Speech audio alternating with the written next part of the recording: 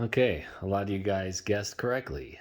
It is dun dun dun, steering column, OEM, completely rebuilt for a floor shifter.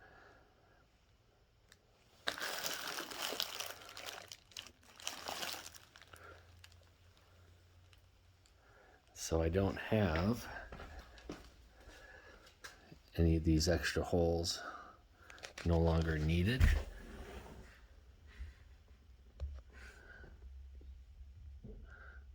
All of that stuff, because I have a floor shifter.